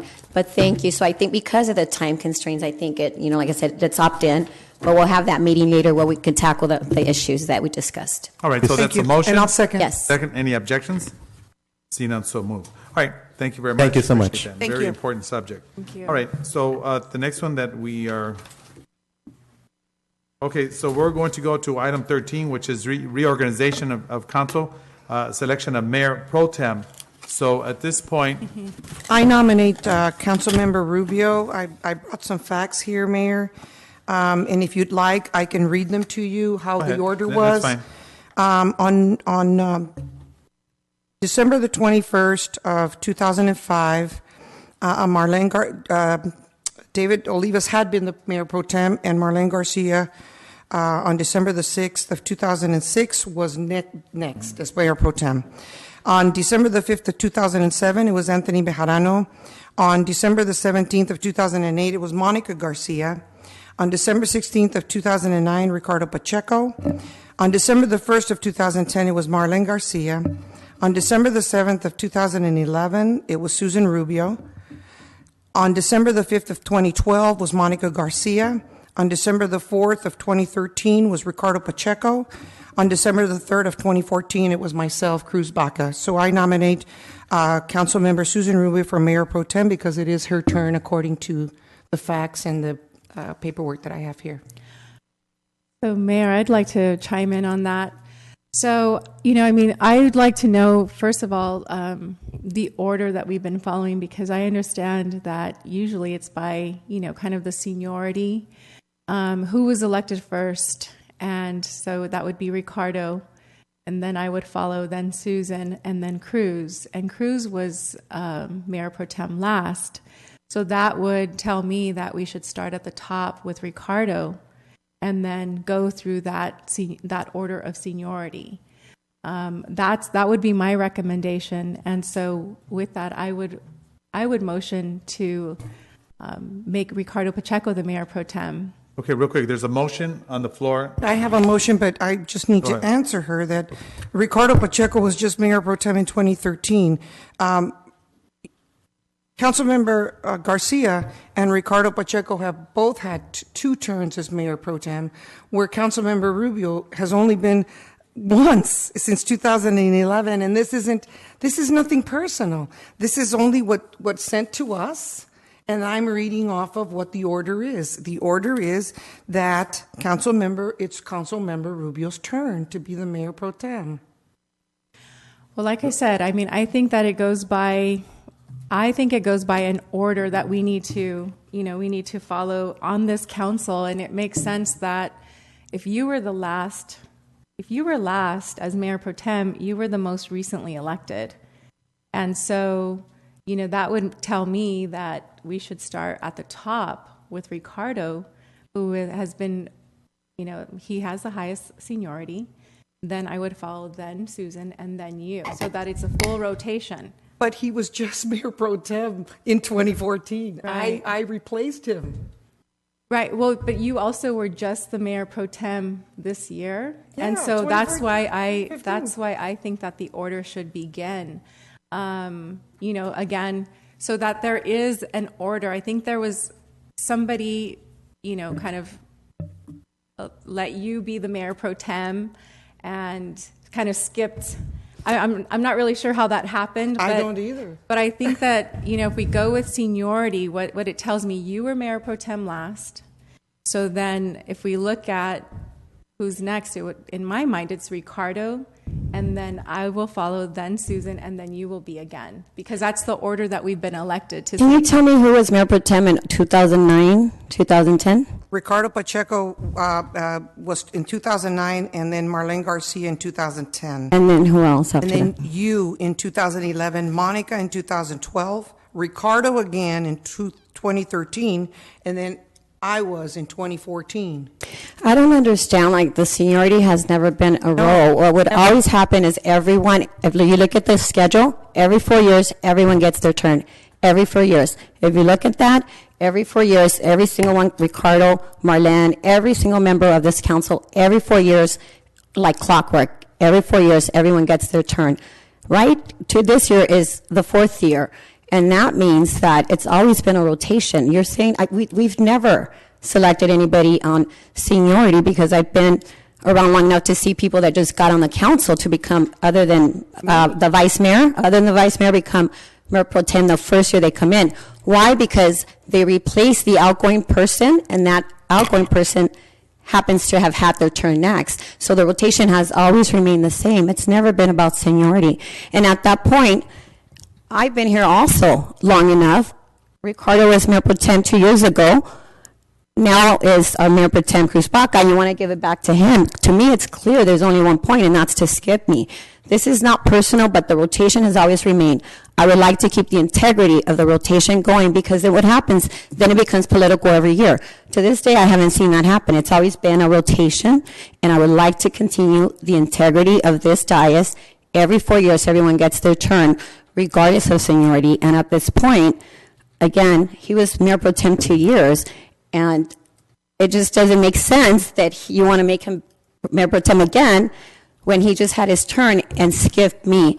Once again, I ask this council to follow the rotation, keep the integrity of this dais, because what happens that we get into these little arguments of, jumping people. I don't want to do that. Regardless of who's on the dais, we need to follow that rotation. And I hope that you can all join me in keeping the integrity of the council and the dais, regardless of who's on the dais or whose side is on who. That's the rotation. Please, Mayor Ricardo Pacheco, I ask you to keep the integrity of this dais. Well, I just kind of feel that you should have been the mayor pro tem, when this time around, but it seemed kind of like you forfeited. But No. That was Marlene Garcia's turn, and when she replaced Marlene Garcia, the rotation automatically goes to the person that replaced the person that was ousted. No, but I have to mention, because of course she was going to run for mayor, so it looks good running her with that mayor pro tem title. I know that's not true. Well, that it just kind of has. There was no intention of running for mayor at that time. Hold on. Here's the whole thing. The whole thing is this. I mean, should have taken the mayor pro tem at that specific time. I mean, that's my personal opinion. I still make a motion that I want Councilmember Susan Rubio for mayor pro tem for 2015, and I will stick Okay, to so my there's a nomination. motion. Is there a second? Is there a second? Is there a second? Is there a second for the nomination of Susan Rubio for mayor pro tem? Okay, if not, at this point, it dies for the lack of a second. So at this point, I'd like to make a motion, Mayor, to appoint Mayor, Ricardo Pacheco as Mayor Pro Tem for this year and to start that rotation according to the seniority. all right, and I will second. Any objections? Yes. Okay, Madam City Clerk. And I'll object. At this point, roll call, please. We'll roll call. And the vote is the yes for the position of Mayor Pro Tem to Councilmember Ricardo Pacheco. Councilmember Monica Garcia. Yes. Mayor Manuel Lozano. Yes. Mayor Pro Tem Cruz Baca. No. Councilmember Susan Rubio Hernandez. Object. Councilmember Ricardo Pacheco. I'll vote no. You vote no? Okay, so the actual motion itself dies. The vote is 3-2. So at this point, I'll make a motion. I will make a motion for Councilmember Monica Garcia to be the vice mayor, and that is my motion. Is there a second? All right, I'll second. Okay, second. Any objections? Yes. Madam City Clerk, at this point, we will take roll call. Mayor Manuel Lozano. Yes.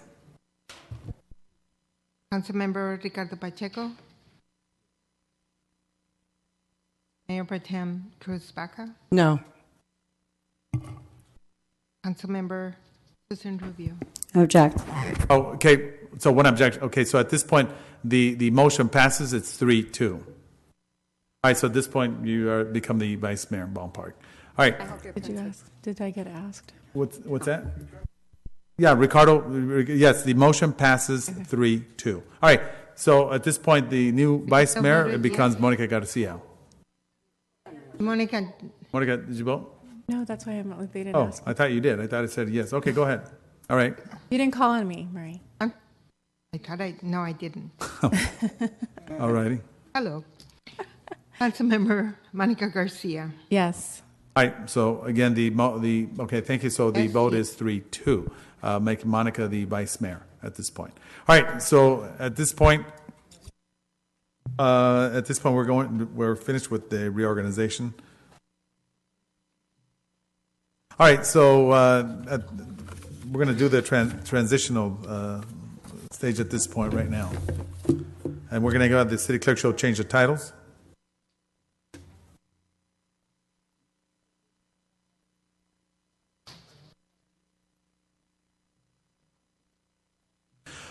Okay, so at this point, I'll go ahead and I'm going to present you with a plaque as vice mayor. But do not interrupt. I do have to say something though, is that I have taken the position of mayor pro tem very seriously. Mayor, I have been there when you weren't able to, the few times that you were, and I feel that I have represented the people of Baldwin Park. There have been times when Councilmember Garcia shows up late or does not show up at all to some of the special meetings or closed sessions and to a lot of our events. And I feel that the mayor pro tem is it's like almost like being the mayor, even though we have the same vote. But for the record, I do want to say that it's a position that should be taken seriously. It's not just a name. It's not just a title. It's something that represents you, Mayor. You, because you are the mayor. You were elected as mayor again. And that is a very serious and very important position. And I do hope that Council Member Mayor Pro Tem Garcia will also think that it's serious enough for her to appear at a lot of our functions and a lot of our community events. All right. Thank you. Okay, thank you. So at this point, Cruz will come up, we'll present you with the plaque and the symbol. I want to thank you and recognize you for the excellent job that you did. And yes, you did substitute for me on several occasions. You've done a phenomenal job. Can we get a picture? Manny? Yes. Where are you going? I don't know where you're going. Hold on. Where's Ricardo? I don't know. Okay. All righty.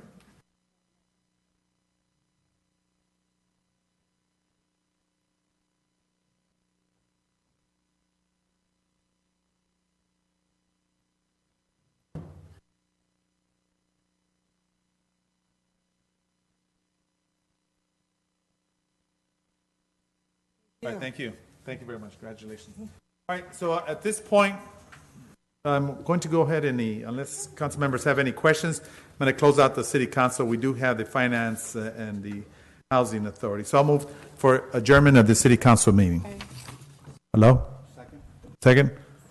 Any objections? Seen none, so moved. All right, so at this point, I'd like to open up the housing authority. And I will move for consent calendar items number 1, which is the treasurer's report. That is my motion. Second. Second, any objections? Seen none, so moved.